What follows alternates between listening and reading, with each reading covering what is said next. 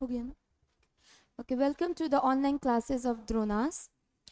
आज हम यहाँ पे साइंस के कुछ क्वेश्चंस को डिस्कस करेंगे जो कि आपके यूपीएससी ईपीएफओ के लिए इम्पॉर्टेंट है।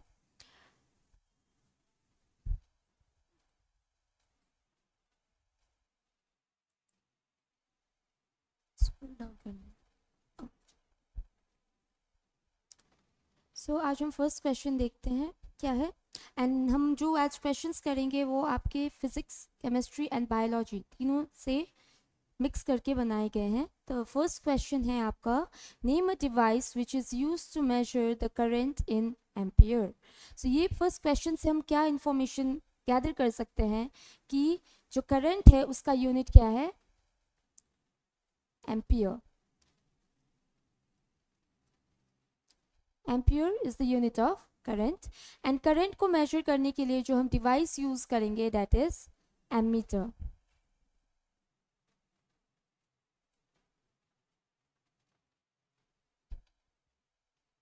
नहीं जा रहा है।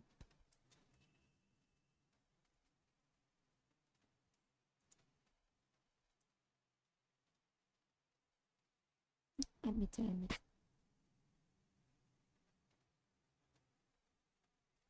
एमीटर। इसके अलावा अगर आपको क्वेश्चन पूछा गया कि वोल्टेज को मेजर करने के लिए क्या यूज किया जाता है, तो that is volt meter.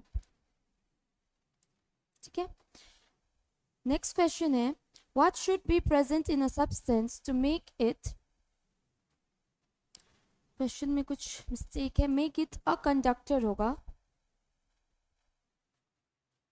Make it a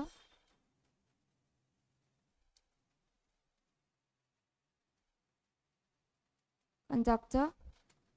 so conductor में क्या चीज होनी चाहिए, so those are free electrons.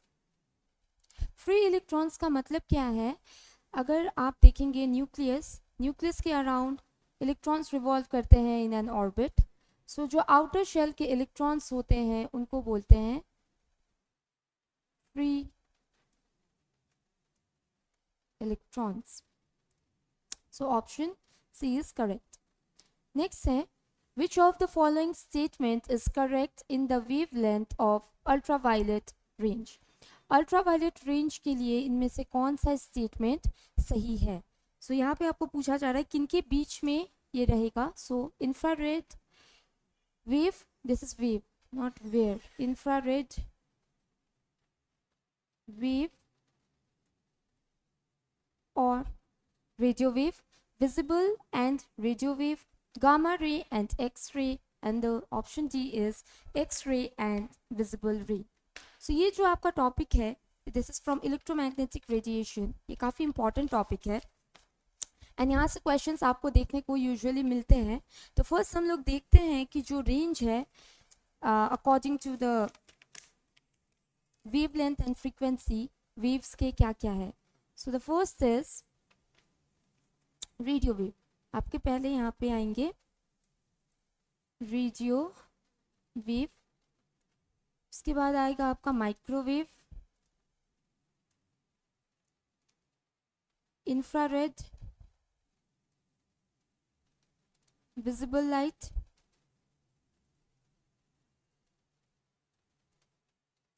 Ultraviolet, X-ray and the last one is gamma ray. So अगर हम रेडियो वेव से एक्स रेज गामा रेज की तरफ जाते हैं तो वेवलेंथ जो है वो डिक्रीज होगा। ठीक है, वेवलेंथ डिक्रीज होगा। तो हमें क्वेश्चन में पूछा गया है अल्ट्रावायलेट रेंज जो लाइट है या रे है वो किसके बीच में रहेगा। So that is visible and X-ray. यहाँ पे आप देखेंगे तो विजिबल एंड एक्स-रे के बीच में यूवी रे प्रेजेंट है। So the correct option is D. Next है, विच one of the following is the size of oxygen atom। कोई भी एटम अगर हमें पूछा जाए, फॉर एनी एटम जो डायमेंशन है that is 10 to the power -10 metre, जिसको हम बोलते हैं angstrom. Angstrom, so 1 angstrom is equal to 10 to the power -10 metre. ठीक है, तो यहाँ पे हम पहले ऑप्शंस में देखते हैं हमें दिया क्या गया है। So the first option is 1.32 into 10 to the power -10 metre. यहाँ पे हमें 10 टू द पावर -10 मीटर दिखाई दे रहा है। सेकेंड ऑप्शन में है माइक्रोमीटर। माइक्रोमीटर का मतलब है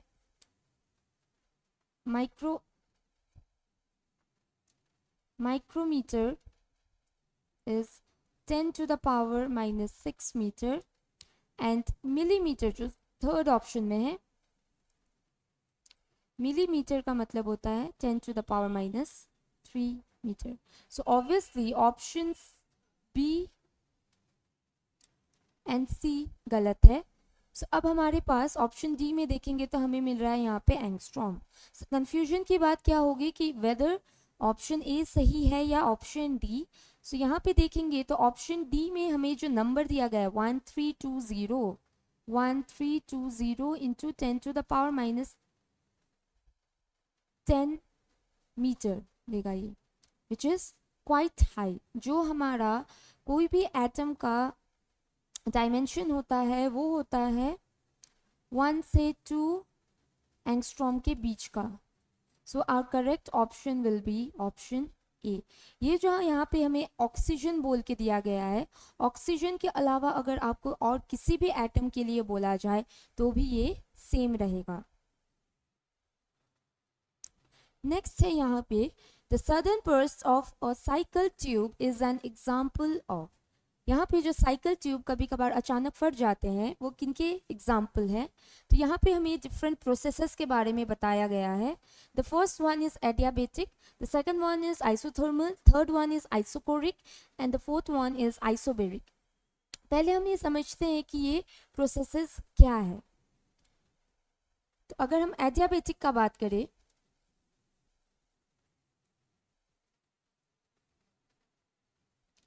एडियाबेटिक प्रोसेस, तो इसमें क्या है, no heat exchange. Adiabatic process में जो हमारा सिस्टम है, सिस्टम मतलब यहाँ पे हमारे लिए इस पर्टिकुलर एग्जांपल या इस पर्टिकुलर क्वेश्चन के लिए हमारे पास जो सिस्टम है that is cycle tube and उसके आसपास जितनी भी चीज़ें हैं दैट इज इट्स सराउंडिंग। तो साइकिल ट्यूब में अचानक से अगर टेम्परेचर काफ़ी ज़्यादा हो गया या उसमें हीट जनरेट हो गया तो क्या होगा, यहाँ से वो हीट बाहर नहीं जा पाएगा एंड उस तरीके के प्रोसेस को क्या बोलते हैं हम लोग, एडियाबेटिक प्रोसेस, जहाँ पे हीट एक्सचेंज नहीं होता है। एंड एक चीज़ और इम्पॉर्टेंट क्या है आपके एडियाबेटिक प्रोसेस के लिए कि हमारे पास जो सिस्टम में सेपरेटिंग मीडियम रहता है दैट शुड बी इंसुलेटर। क्यों इंसुलेटर, क्योंकि इंसुलेटर हीट को कंडक्ट नहीं कर सकता है एंड साइकिल ट्यूब्स जो होते हैं वो बने रहते हैं रबर के and rubber is an example of insulator. So ये जो आंसर का ये जो क्वेश्चन है उसका आंसर होगा एडियाबेटिक प्रोसेस, क्योंकि कोई भी वहाँ पे सडनली जितने भी हीट प्रोड्यूस हो रहे हैं वो बाहर नहीं निकलेगा एंड एक ही बार जब वो हीट बाहर निकलना चाहेगा तो साइकिल ट्यूब क्या हो जाएगा, बर्स्ट हो जाएगा। सेकेंड जो प्रोसेस है isothermal, iso means iso word का मीनिंग होता है सेम एंड थर्मल जो वर्ड है, थर्मल करस्पॉन्ड करेगा टेम्परेचर। सो यहाँ पे क्या होगा, सेम टेम्परेचर, मतलब अगर किसी भी सिस्टम का टेम्परेचर सेम रह रहा है, पहले प्रीवियसली बाद में भी टेम्परेचर सेम रह रहा है तो उसको बोलेंगे हम आइसोथर्मल। आइसोकोरिक प्रोसेस, आइसोकोरिक में होगा सेम वॉल्यूम, जो वॉल्यूम है that will be same and isobaric process में होता है सेम प्रेशर। सो यहाँ पे बेरिक है bar is the unit of pressure, so उससे आप आइडिया लगा सकते हैं it is related to pressure. Next question है which of the following device is use to measure the atmospheric pressure. इनमें से कौन सा डिवाइस एटमॉस्फेरिक प्रेशर को मापने में काम आता है? The answer will be barometer. Barometer जो है वो एटमॉस्फेरिक प्रेशर को मेजर करने में काम आता है. यहाँ पे जो आप थर्मोमीटर देख रहे हैं ये थर्मोमीटर यूज होगा टेम्परेचर मेजर करने में.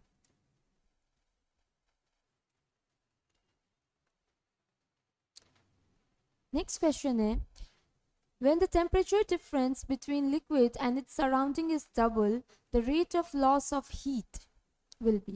अगर temperature difference surrounding and liquid के बीच का क्या हो जा रहा है डबल, तो हीट कितना लॉस होगा? इसका आंसर होगा आपका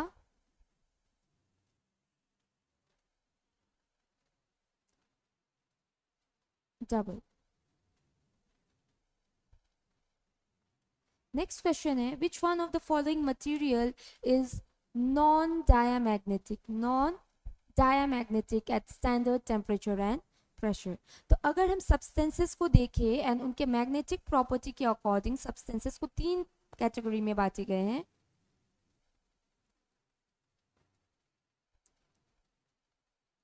डायामैग्नेटिक या डायामैग्नेट,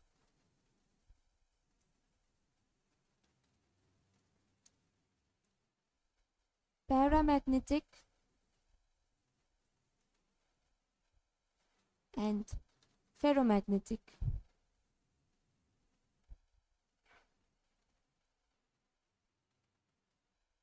तो हम पहले इनके बीच के डिफरेंस को समझते हैं. जो ये डायामैग्नेटिक है, डायामैग्नेटिक क्या करेंगे? मैग्नेटिक फील्ड लाइंस को रिपेल करेंगे. सो दे रिपेल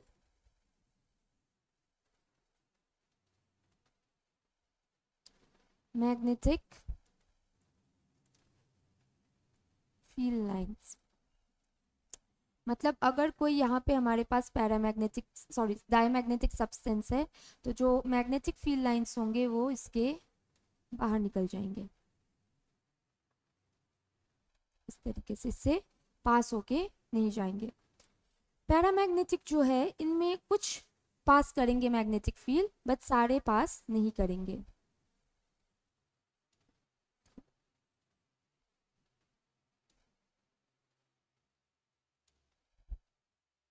कुछ पास करेंगे कुछ नहीं होंगे.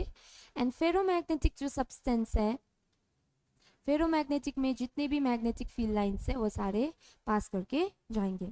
और हमारे पास 3 फेरोमैग्नेटिक एलिमेंट्स हैं and those are iron,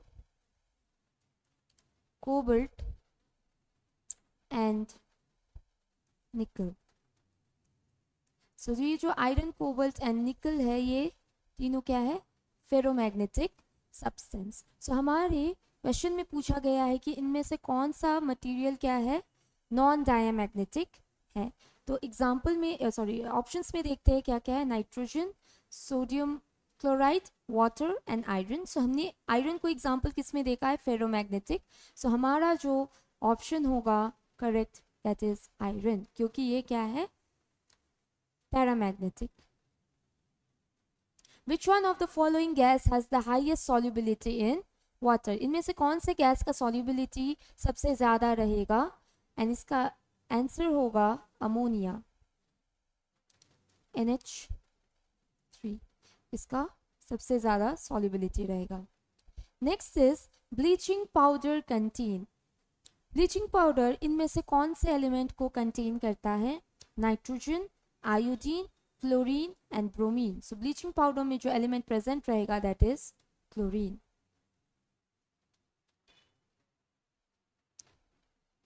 next question है beauty of some historical monuments is greatly affected by the growth of certain living organisms. These living organisms belongs to which one of the following group. So बहुत सारे ऐसे historical monuments है जिनको beauty को effect हुआ है certain organisms के कारण से, एंड वो ऑर्गेनिजम्स किस कैटेगरी में बिलोंग करते हैं? तो वो ऑर्गेनिजम्स है लाइकन। ये जो लाइकन है ये है symbiotic association of algae and fungus।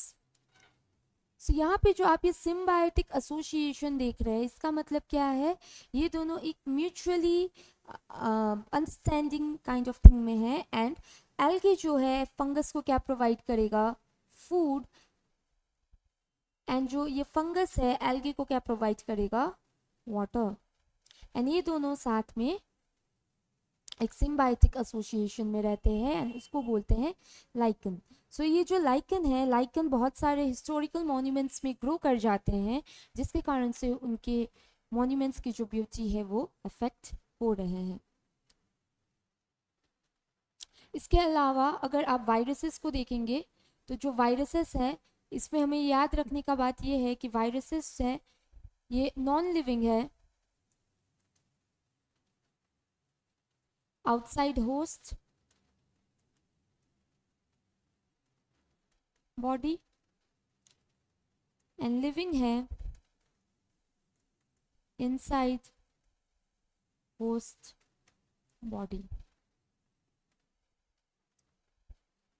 Next question है, the term carbon footprint means a region which is rich in coal mines, the amount of reduction in the emission of carbon dioxide by a country. Option C, the use of carbon in manufacturing industry. And option D, the amount of greenhouse gas produced by our day-to-day activity. So जो ये carbon footprint है, carbon footprint correspond करता है the amount of greenhouse gas produced by our day-to-day activities. So यहाँ पे हम थोड़ा green house gas को भी समझते हैं एंड ग्रीन हाउस इफेक्ट को भी समझते हैं। ग्रीन हाउस इफेक्ट, तो यहाँ पे कुछ ऐसे सर्टन गैसेस है जैसे कि कार्बन डाइऑक्साइड हो गया, मीथेन हो गया, मीथेन, वाटर वेपर,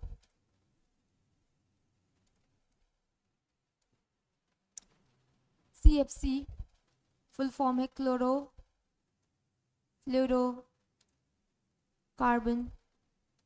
ये जो गैसेस हैं ये सारे गैसेस क्या करते हैं, जितने भी सन से रेडिएशन आ रहे हैं इन द अर्थ पे जितने भी रेडिएशंस आ रहे हैं सन से, ये सारे गैसेस क्या कर देंगे, उनको ट्रैप कर लेंगे, वापस जाने नहीं देंगे, जिसके कारण से क्या होगा, अर्थ का टेम्परेचर बढ़ेगा and which causes the warming of the earth, that is known as global warming. तो अगर हम ग्रीन हाउस इफेक्ट का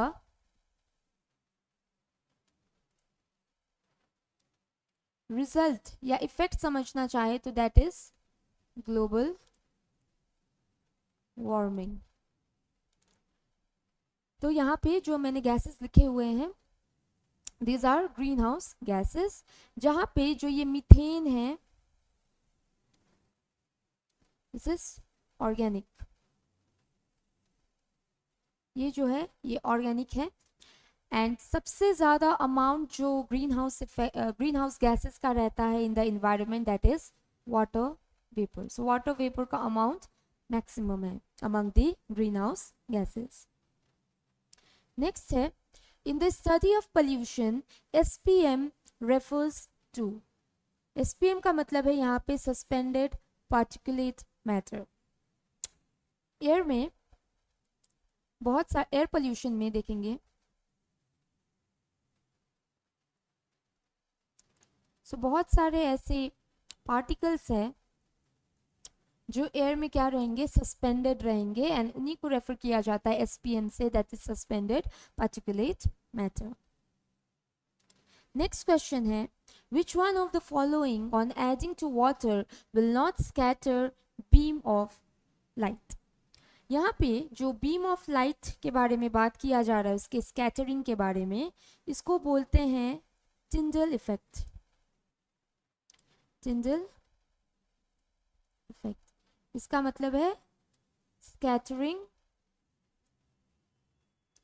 of light, okay, by a medium.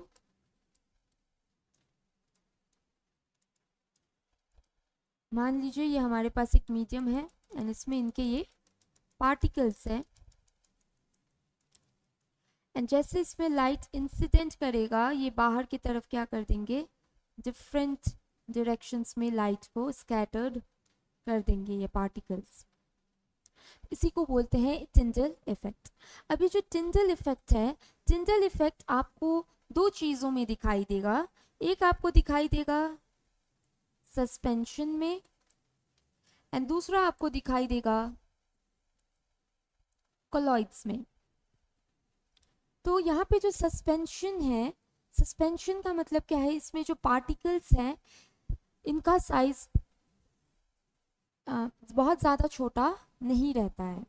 Virus colloids जो है, कॉलॉइड्स में जो पार्टिकल्स रहेंगे उनका साइज क्या रहेगा, सस्पेंशन वाले पार्टिकल्स से थोड़ा ज़्यादा रहेगा। एंड अगर कॉलॉइड का आप लोग एग्जाम्पल देखें तो milk is a colloid, blood is a colloid, okay. And अगर सस्पेंशन का आप बात करें तो हम एग्जाम्पल लिख सकते हैं sand and water. Sand and water को जब हम मिक्स करेंगे तो जो सैंड पार्टिकल्स है वो क्या रहेंगे, वाटर में डिस्ट्रीब्यूट रहेंगे in form of a suspension. Whereas colloid जो है, कॉलॉइड के पार्टिकल्स क्या रहेंगे, सस्पेंशन से थोड़े छोटे पार्टिकल्स रहेंगे। एंड इनकी एग्जांपल आप दे सकते हैं मिल्क एंड ब्लड। तो यहाँ पे पूछा जा रहा है कि किसके कारण से यहाँ पे स्कैटरिंग नहीं होगा, मतलब हमें टिंडल इफेक्ट नहीं दिखाई देगा। तो अब ऑप्शंस के नेचर देखते हैं। First one is copper sulphate. ये क्या है, एक सॉल्ट, कॉपर सल्फेट CuSO4, ये सॉल्ट है। एंड कॉपर सल्फेट को ब्लू विट्रियोल भी बोलते हैं। Blue vitriol because it is blue in colour. So जब हम कॉपर सल्फेट को वाटर में डालेंगे तो ये जो सॉल्ट है, ये सॉल्ट पूरा क्या हो जाएगा, वाटर में डिसॉल्व हो जाएगा। इसका कोई भी सॉलिड पार्टिकल्स हमें सोल्यूशन में नहीं मिलेंगे। चॉक पाउडर, चॉक को जब हम पानी में डालेंगे तब भी ये एक सस्पेंशन क्रिएट करेगा। सो ऑब्वियसली ये ऑप्शन गलत है। मिल्क, अभी हमने एग्जांपल देखा कोलॉइड, तो ये भी ऑप्शन गलत है। इंक, इंक भी जब आप पानी में मिक्स करेंगे तो वो कंप्लीटली डिसॉल्व नहीं हो पाता है, तो इंक ऑप्शन भी हमारा गलत है। तो जो करेक्ट ऑप्शन है जो टिंडल इफेक्ट या फिर scattering of light beam show नहीं करेगा, दैट इज कॉपर सल्फेट।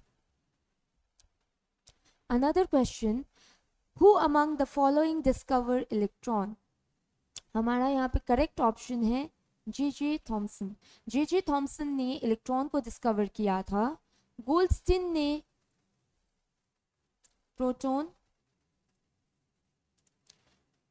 शैडविक ने न्यूट्रॉन डिस्कवर किया था, एंड रदरफोर्ड ने परफॉर्म किया था अल्फा स्कैटरिंग एक्सपेरिमेंट, जहां से फर्स्ट टाइम आइडिया किसका आया था, न्यूक्लियस। न्यूक्लियस जो है, न्यूक्लियस में प्रोटॉन प्लस न्यूट्रॉन दोनों साथ में रहते हैं। इसके अलावा अगर हम बात करें तो इलेक्ट्रॉन है, जो इलेक्ट्रॉन का मास है 9.1 into 10 to the power -31 kg, charge है -1.6 into 10 to the power -19 coulomb. So जो इलेक्ट्रॉन है ये नेगेटिवली चार्ज पार्टिकल है। प्रोटॉन का अगर बात करें तो प्रोटॉन का मास है 1.67 into 10 to the power -27 kg, and इसका चार्ज है 1.6 into 10 to the power minus 19 coulomb. और जो न्यूट्रॉन है, न्यूट्रॉन का mass 1.67 into 10 to the power minus 27 kg, but ये थोड़ा ज़्यादा हेवियर है। It is heavier than proton, slightly heavier than proton, and इस पे जो चार्ज है न्यूट्रॉन के ऊपर वो है 0, that is it is neutral. तो यहाँ से हम एक चीज़ और समझ सकते हैं कि न्यूक्लियस जो है, न्यूक्लियस में प्रोटॉन एंड न्यूट्रॉन रह रहे हैं। सो प्रोटॉन पॉजिटिव है, न्यूट्रॉन पे कोई चार्ज नहीं है, दैट मीन्स न्यूक्लियस पे कैसा चार्ज है, पॉजिटिव। नेक्स्ट क्वेश्चन जो है वो है the value of acceleration due to gravity for earth is greater on the pole than at equator, greater on the equator than at pole, same at both places, constant everywhere।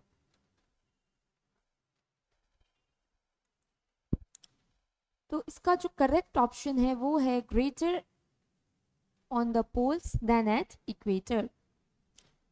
जो acceleration due to gravity है g, इसका usually value हम लोग लेते हैं 9.8 metre पर second square, but ये अर्थ के पोजीशन पे डिफर करता है।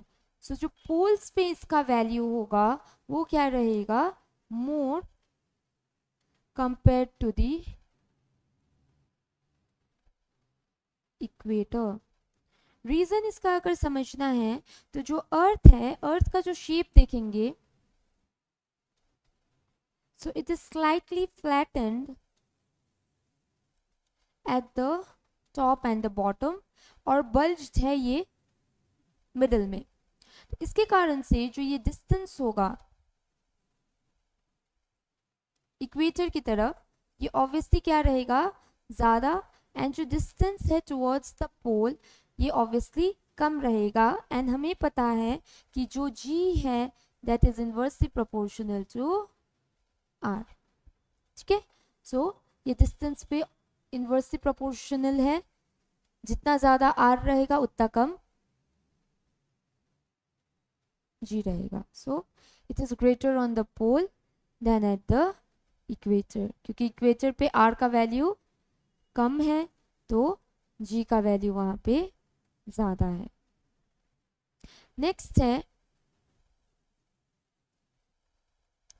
The spinning of electron. The spinning of electron was ascertained by the experiment of Stern-Gerlach experiment। Stern-Gerlach experiment से इलेक्ट्रॉन जो है उनकी स्पिनिंग के बारे में पता चला था। सो इलेक्ट्रॉन्स जो है, इलेक्ट्रॉन का स्पिन होता है half spin particle, half spin particles. Next है astigmatism of human eye is corrected by using which lens। इनमें से कौन से लेंस को यूज करके astigmatism को ट्रीट या करेक्ट किया जा सकता है। पहले समझते हैं ये astigmatism है क्या। astigmatism एक आई का ऐसा डिफेक्ट है जहाँ पे person horizontal and vertical lines को अच्छे से डिस्टिंग्विश नहीं कर पाता है। तो इस तरीके के डिफेक्ट को ठीक करने के लिए यूज किया जाता है सिलिंड्रिकल लेंस। इसके अलावा कन्वेक्स लेंस जो है ये ट्रीट करता है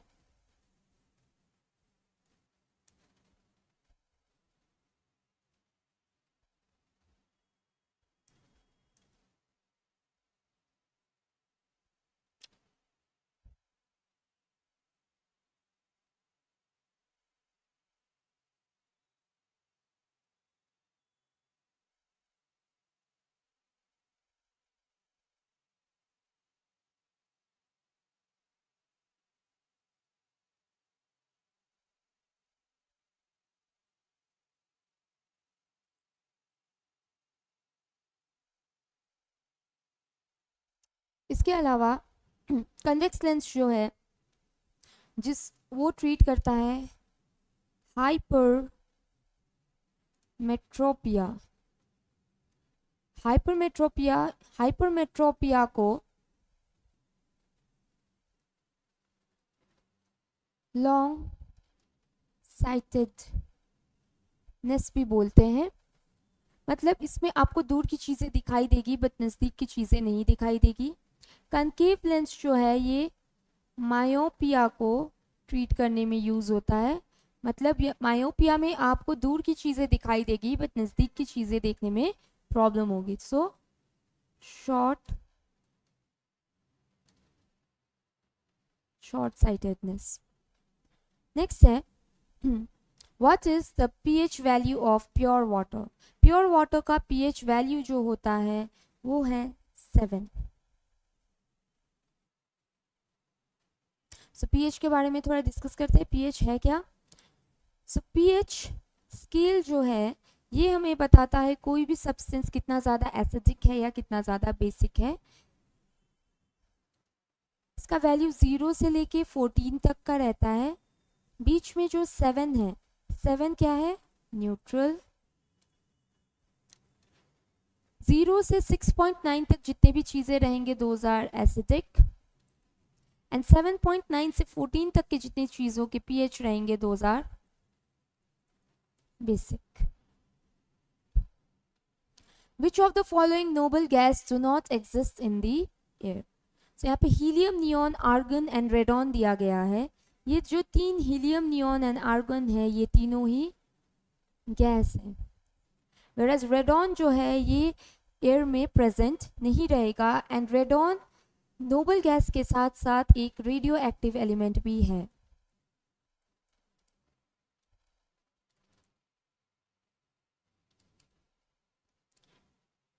next question, name a gas which is used in refrigerator and in fire extinguisher. इनमें से कौन से gases refrigerator and fire extinguisher में यूज किया जाता है? And that is carbon dioxide. Carbon dioxide obviously क्यों यूज़ किया जाएगा फायर एक्सटिंग्विशर में? क्योंकि आग को बुझाना है एंड आग को बुझाने के लिए अगर CO2 ज़्यादा हो गया तो आग बुझेगा। आग जलने के लिए हमें कौन सी गैस की ज़रूरत है? O2, oxygen. तो अगर वहाँ पे कार्बन डाइऑक्साइड का अमाउंट ज़्यादा हो गया तो ऑक्सीजन ऑब्वियसली वहाँ पे कम रहेगा एंड आग बुझ जाएगा। नेक्स्ट है of which of the following is not a property of ionic compounds। ये जो ionic compounds हैं, ionic compounds को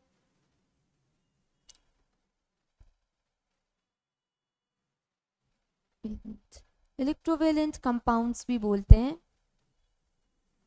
अब पहले समझते हैं ये आयनिक कंपाउंड्स बनेंगे कैसे। सो आयनिक कंपाउंड्स बनते हैं by transfer of electrons. Example में अगर देखें तो NaCl, सोडियम क्लोराइड। तो सोडियम के पास 11 इलेक्ट्रॉन्स रहते हैं एंड क्लोरीन के पास 17। सोडियम क्या करेगा? 281 एंड क्लोरीन है 287। सोडियम अपने ये अगर एक इलेक्ट्रॉन को लूज कर देगा तो इसको स्टेबल कन्फिगरेशन मिल जाएगा 28 जो कि नियॉन का है। वेराज क्लोरीन अगर एक इलेक्ट्रॉन गेन करेगा तो इसका ऑक्टेट कंप्लीट हो जाएगा। इसीलिए सोडियम क्या करेगा? अपना एक इलेक्ट्रॉन जो है वो क्लोरीन को ट्रांसफर कर देगा। ये जो डॉट्स है ये मैं रिप्रेजेंट कर रही हूँ valence shell electrons and chlorine क्या करेगा? अपने इस इलेक्ट्रॉन को क्लोरीन को ट्रांसफर कर देगा एंड ये Na+ बन जाएगा, NaCl माइनस एंड यही है सोडियम क्लोराइड NaCl। सो अब देखते हैं इनके प्रॉपर्टीज क्या क्या है। So first one is solubility in water. So obviously salts जितने भी है, आयनिक कंपाउंड्स जितने भी हैं, those are soluble in water. इनके high melting and boiling point होते हैं, ये भी सही है। Electrical conductivity in solid state, ये जो स्टेटमेंट है ये गलत है। सॉलिड स्टेट में ये इलेक्ट्रिसिटी को कंडक्ट नहीं कर सकते हैं। इलेक्ट्रिसिटी को अगर कंडक्ट करना है तो या तो ये मोल्टन स्टेट में होने चाहिए और एक्वाशियस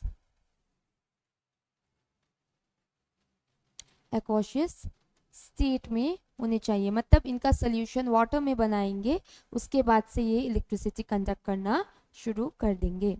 सो option C is correct. Next है question, which of the following is not correctly matched. अगर आप ऑप्शन देखेंगे तो एक तरफ आपको दिया है vinegar, curd, soap and citrus fruit, and दूसरी तरफ आपको दिया गया है acetic acid, lactic acid, sodium hydroxide and formic acid. मतलब ये जितने भी ये है, यहाँ पे आपको कोई सब्सटेंस बताया गया है एंड उस सब्सटेंस में कौन सा कंपाउंड बोल सकते हैं प्रेजेंट है वो पूछा गया है. सो जो विनेगर है, विनेगर में एसिटिक एसिड प्रेजेंट रहता है. Vinegar, it's a 10% solution of acetic acid. जो ये विनेगर है, विनेगर को एज अ प्रिजर्वेटिव यूज किया जाता है. इवन कुकिंग में भी इसका यूज होता है. प्रिजर्वेटिव किसके लिए? To preserve food items. So ये जो है ये सही है ऑप्शन. सेकंड है कर्ड. कर्ड मतलब दही, दही में जो एसिड प्रेजेंट है that is lactic acid. So ये भी सही है. सोडियम हाइड्रोक्साइड सोप में प्रेजेंट है, ऑब्वियसली सोप में सोडियम हाइड्रोक्साइड प्रेजेंट रहता है, तो ये भी करेक्ट मैच है. The last one is citrus fruit. Citrus fruit का अगर एग्जाम्पल देखें हम तो यहाँ पे हमें मिलेगा ऑरेंज, लेमन, ये सारे सिट्रस फ्रूट के एग्जाम्पल्स हैं जहाँ पे आपको बोला जा रहा है कि फॉर्मिक एसिड प्रेजेंट है. फॉर्मिक एसिड नहीं रहता है सिट्रस फ्रूट में. जो एसिड प्रेजेंट रहता है that is citric acid. Formic acid जो है, formic acid is present in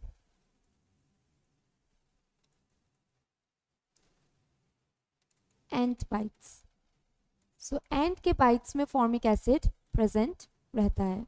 so the correct option for us is citrus fruit, formic acid. Which one of the following are ores of iron. इनमें से कौन सा ओर है iron का? सो that is सिडराइट, ये correct option है. सिनाबार ओर है mercury का. बॉक्साइट जो ओर है दैट इज एल्यूमिनियम.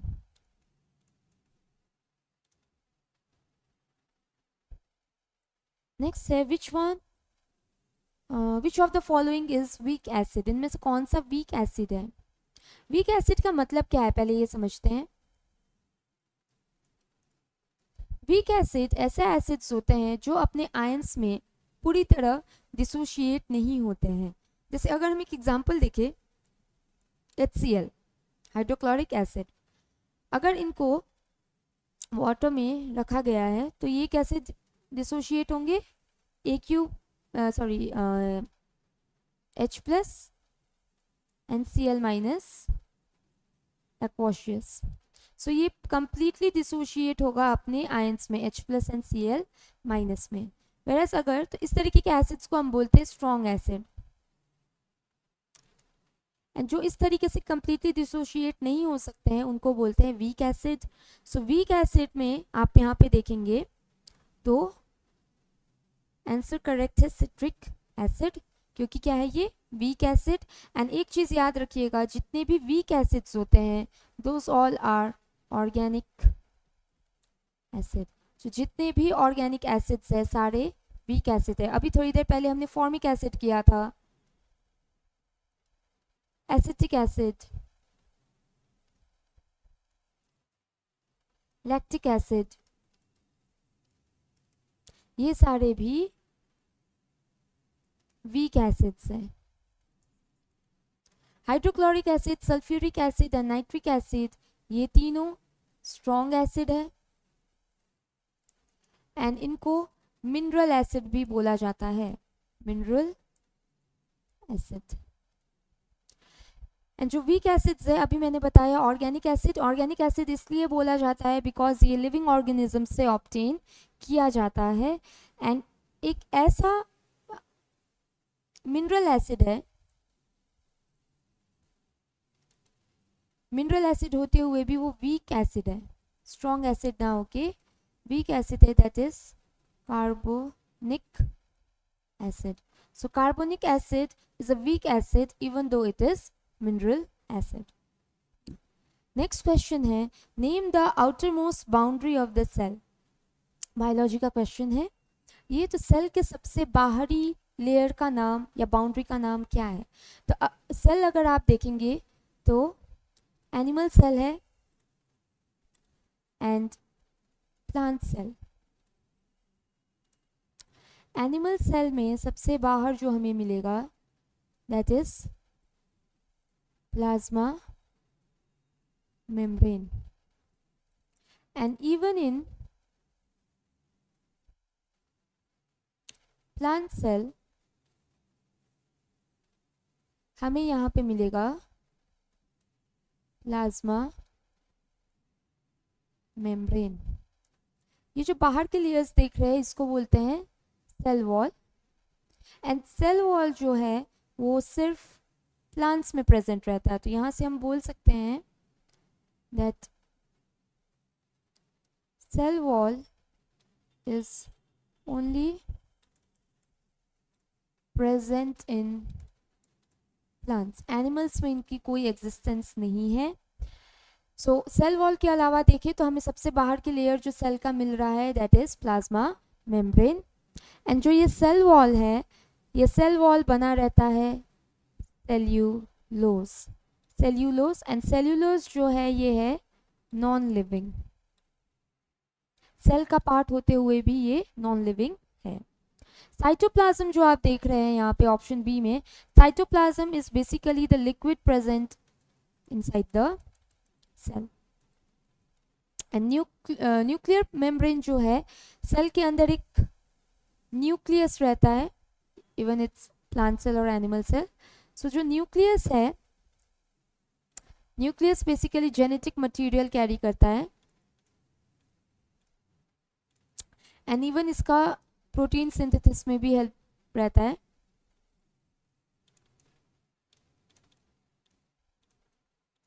जो ये न्यूक्लियस है, न्यूक्लियस के ऊपर भी एक लेयर चढ़ा रहता है मेम्ब्रेन का and that is known as nuclear membrane.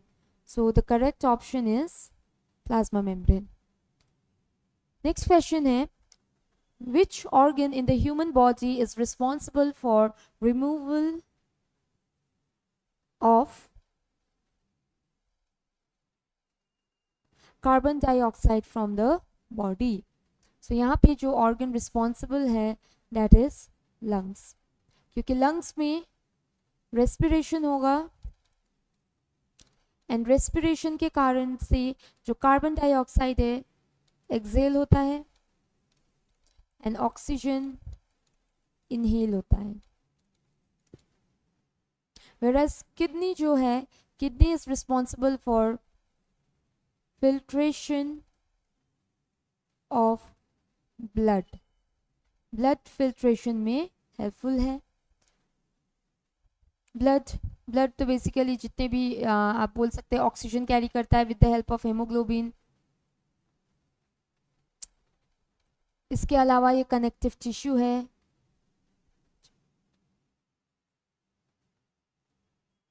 Next, dog bytes can cause rabies. Option में कुछ गलती है। Dog bytes can cause rabies which other animal can also cause rabies? So जो दूसरा एनिमल है that is bat. So bat के कारण से भी रेबीज डिजीज होता है डॉग के अलावा। नेक्स्ट क्वेश्चन जो है, the bile that helps in emulsification of fat is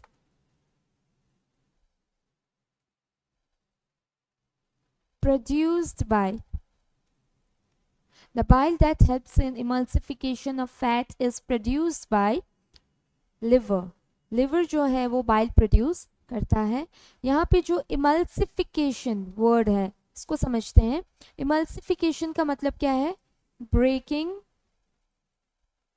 down of fat into tiny droplets. Tiny droplets में इनको ब्रेक किया गया है. That is emulsification of fat. So that is being produced by liver. Bile उसमें help करता है. इसके अलावा जो बाइल है, बॉडी में जो एक्सेस बाइल प्रोड्यूस होता है, that is stored in gall bladder. That is stored in gall bladder. इसके अलावा बाइल में दो एंजाइम्स प्रेजेंट रहते हैं, bilirubin and biliverdin. bilirubin and biliverdin. इसके अलावा जो एक्सेस ग्लूकोज है हमारे बॉडी में वो लिवर में स्टोर होता है. So excess glucose in our body is stored in the liver in form of glycogen.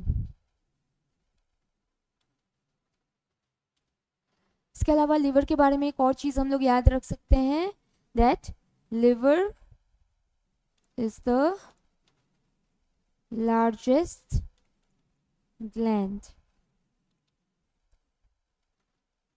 Next है number of bones in human skull. It is 22. Next question है which gland disappear during old age. Old age में कौन से gland disappear हो जाते हैं? That is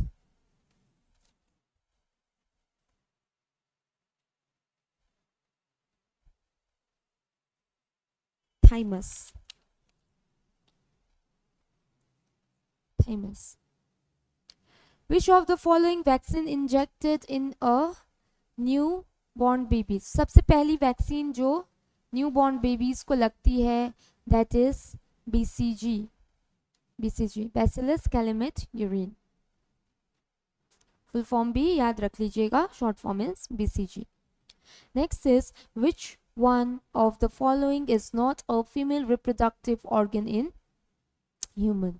so female reproductive organs, और reproductive organ से भी आपके क्वेश्चंस मिलते हैं बहुत सारे. सो में कौन सा पार्ट नहीं है फीमेल रिप्रोडक्टिव ऑर्गन का? Oviduct, yes it is present in female. इससे क्या होता है, जो ओवरीज है, ओवरीज में जो एग्स प्रोड्यूस होते हैं वो एग कैरी होता है to the uterus with the help of this oviduct, and oviduct को fallopian tube भी बोलते हैं.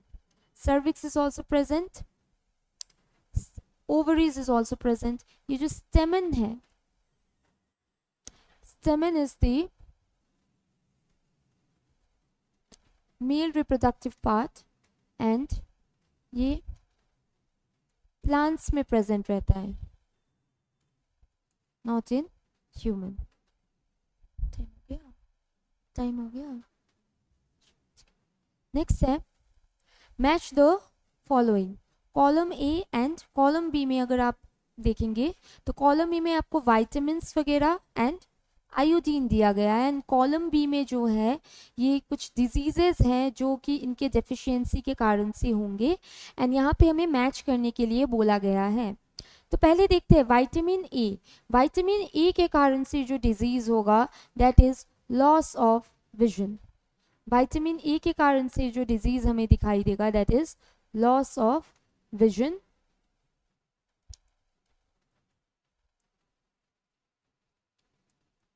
इसको नाइट ब्लाइंडनेस भी आप देख सकते हैं ऑप्शन में अगर आए तो. नाइट ब्लाइंडनेस, सो 1 के लिए कौन सा ऑप्शन रहेगा? This one. यहाँ पे आपका कुछ गड़बड़ हो गया है. Here it will be 1, 2, 3, 4 and 5. So 1 के लिए option 4 is correct. So let's see पहले 1 के लिए 4 ऑप्शन कहाँ कहाँ पे है. सो ए, बी एंड डी में प्रेजेंस है. सो ऑब्वियसली ऑप्शन सी गलत है. सेकंड है विटामिन बी. विटामिन बी के कारण से जो डिजीज होता है that is beri. So vitamin B beri which is option 3. So option 3 is present in B and D. So option A गलत है. नेक्स्ट है विटामिन सी के कारण से स्कर्वी होता है which is option 1. So ये 1. So our correct option will be 3. Fourth में देखिए विटामिन डी के कारण से नंबर 2 रिकेट्स एंड आयोडीन के कारण से गॉइटर होगा. measles is caused by. measles किसके कारण से होता है? So it is because of the virus. measles is because of the virus. and ये जो वायरस है ये RNA वायरस है. नेक्स्ट है which of the following is not a part of human male reproductive system. So Fallopian tube अभी हमने बात किया था जिसको ओविडक्ट भी बोलते थे, फीमेल में प्रेजेंट रहता है. तो obviously this option is correct for us because it is not present in male reproductive system. Vast difference जो है it's like a tube which carries the sperms. Testis जो कि स्पर्म को प्रोड्यूस करता है, वेराज जो स्क्रोटम है scrotum carries the testis, sperms and everything. Okay, so it's a bag like structure. Next है with reference to insulin consider the following statements. insulin को लेके हमें ये statement देखना है. first one is insulin is produced by, it's not B, it's beta cell of islets of Langerhans of pancreas. so ये जो option है ये obviously सही है. next है deficiency of, in the deficiency of insulin, the cell fail to recognize and absorb glucose. Obviously, insulin का जो काम है that is to maintain the blood sugar level. So glucose को absorb नहीं कर पाएगा and ultimately it results in diabetes. So option C is correct. Both 1 and 2 are correct. Next है which one of the following is not a luminous object. Luminous object मतलब ऐसा कौन सा object है जो चमकेगा नहीं? Sun, yes it's a luminous object. Electric lamp obviously luminous है. कैंडल भी ल्यूमिनस है. But moon is not a luminous object because moon का it does not have light of its own. इसका अपना कोई लाइट नहीं है. ये बेसिकली ग्लो करता है because of the incidence of light from the sun. So it is not a luminous object. इसके अलावा अगर आपको पूछा गया ल्यूमिनोसिटी को मेजर करने का यूनिट, इसका यूनिट है candela and it is one of the fundamental units. This is one of the fundamental units. Next है which one of the following phenomenon cannot be exhibited by sound wave. Cannot be, ये याद रखना. कौन से phenomena show नहीं करेगा? So obviously reflection show करता है. reflection sound show करेगा in the form of echo. refraction भी show होगा. इंटरफेरेंस भी शो होगा. Interference in forms of beats. But polarisation show नहीं होता है साउंड से. So polarisation is correct option. Next question है when a beam of white light is allowed to fall on a prism, the maximum deviation of the emergent light occur for. It's the violet light. So जो prism है, prism में अगर हम white light को incident करवाएंगे तो यहाँ पे 7 डिफरेंट कलर्स मिलेंगे हमें.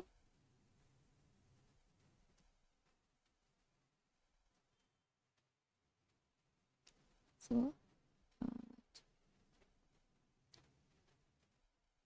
VIBGYOR VIBGYOR, violet, indigo, blue, green, yellow, orange, red. सबसे ज्यादा डेविएट जो होगा दैट इज वायलेट.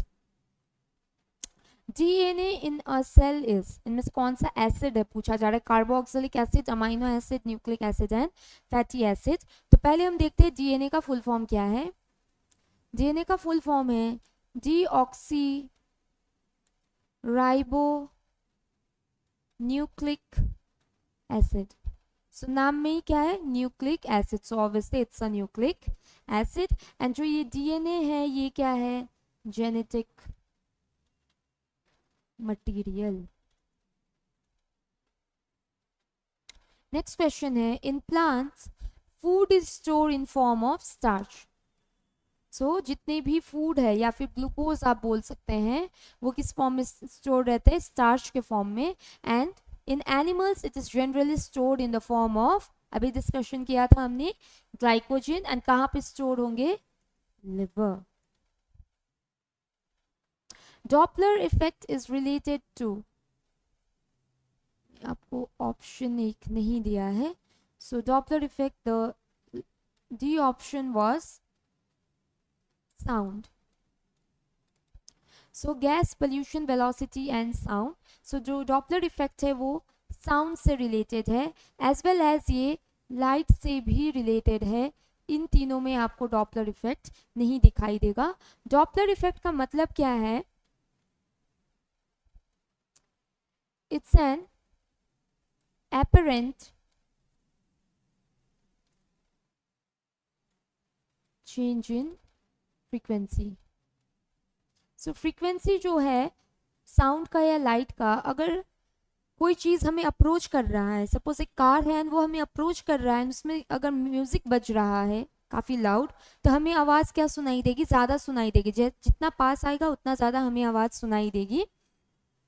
मतलब वहाँ पे फ्रीक्वेंसी क्या हो रही है, ज़्यादा आ रही है हमें. बट रियलिटी में तो उसका जो अपना फ्रीक्वेंसी, उसी फ्रीक्वेंसी से वो साउंड प्रोड्यूस हो रहा है. बट जितना वो पास आते जाएगा हमें उतना ज़्यादा फ्रीक्वेंसी सुनाई देगा. बिकॉज हमारे बीच में एंड जो सोर्स है, सोर्स एंड ऑब्जर्वर के बीच में रिलेटिव मोशन है. तो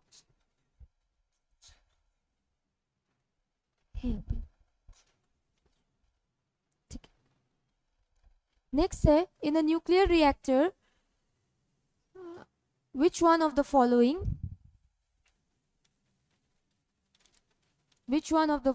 is used as fuel, that is uranium. If the force applied on the object is in the direction of its motion, the speed of the object है ये, and हमने इसको force apply किया इस direction में, and as well as body भी इसी direction में मूव कर रहा है, तो ऑब्वियसली इसकी स्पीड क्या होगी, इंक्रीज होगी. So we have discussed 45 questions.